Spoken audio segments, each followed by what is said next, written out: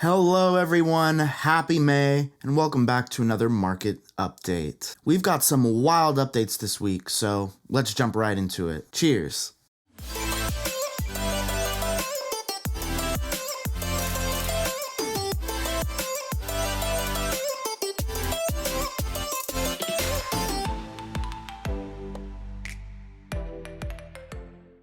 So before we jump in, please give this video a like and please subscribe to the channel. It'll let me know that you like what I'm doing and it'll keep me coming back with the best information. So first, here's a quick recap. So we said last week, Jerome Powell and his buddies at the Fed were thinking about raising interest rates 0.5% at the next Fed meeting. Coming up next week, actually. Well, what does that mean? Well, we have really high inflation in our economy right now. And that's because for the last 2 years, the Fed has been stimulating the economy because of COVID. And one of the ways they did that was by lowering the federal funds rate, or the interest rates. Lower rates means it's cheaper to borrow money. When it's cheaper to borrow money, the economy does really well. So essentially, last 2 years, economy has been on life support. Well, now to combat inflation, the Federal Reserve now has to raise that federal funds rate again. That makes it more expensive for people to borrow money, thus slowing the economy right back down. But the Fed is in a very tough place right now. If you don't slow down the economy fast enough, inflation starts to get out of control. If you slow the economy down too fast, the economy could slap into a recession. I meant to say slip.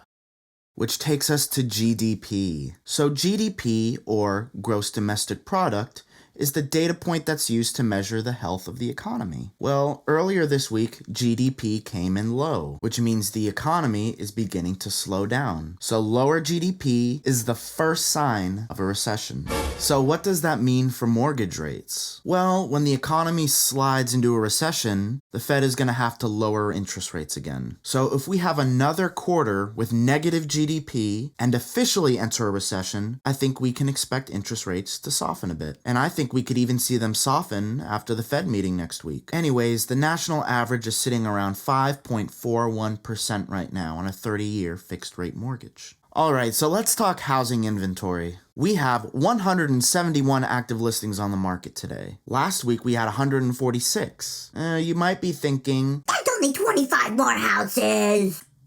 Well, yeah, but that's a 20% increase in inventory. So really, that's a huge number. All right, folks, thanks so much for joining me today. I hope you liked the video. If you did, please give it a like, subscribe, and I'll see you next time. Cheers.